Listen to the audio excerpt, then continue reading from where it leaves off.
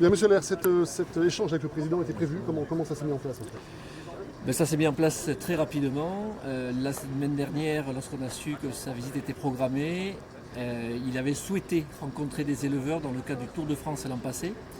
Et puis donc il a honoré son engagement de recevoir une délégation des chambres d'agriculture des Pyrénées-Atlantiques, des Hautes-Pyrénées et de l'Ariège. Un échange qui s'est bien déroulé. Qu'est-ce que vous avez pu sortir de cet échange? Un échange qui s'est très bien déroulé sur différents sujets. Le principal sujet était la prédation, avec effectivement le dossier ours. On sait que c'est un problème aujourd'hui sur les Pyrénées, notamment le noyau central, avec 1400 attaques cet été encore. Donc l'intérêt, c'était vraiment de pouvoir dialoguer sans filtre, sans administration, sans relais, en direct avec le président, pour qu'il entende les sujets. On peut dire qu'il les connaît bien, il a des attaches pyrénéennes. C'est important parce qu'il a fait des engagements. Très clairement aujourd'hui, c'est un arrêt total d'introduction d'ours sur le plan qui était prévu 2018-2028. Ça c'est acté, ça sera rédigé par écrit et envoyé.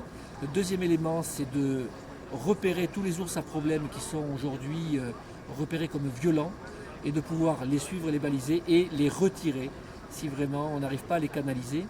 Le troisième élément, c'est de prendre en considération les élus locaux, que ce soit les maires, les conseillers départementaux et autres, pour qu'ils soient vraiment partie prenante de la concertation et qu'ils puissent travailler à l'élaboration effectivement de cette prédation. Donc pour vous, il y a des avancées, des engagements clairs. C'est pas une rencontre pour rien en fait. Non, c'est des engagements très clairs, des engagements politiques, des engagements concrets qui ont satisfait les éleveurs et donc ça nous rassure quelque part.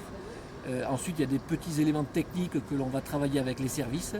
Et ensuite, sur le dossier environnemental, on a eu des engagements concrets sur les zones de non-traitement en disant que tant que les chartes qui sont autorisées par la loi aujourd'hui ne sont pas mises en place, la réglementation en quelque sorte n'était pas appliquée.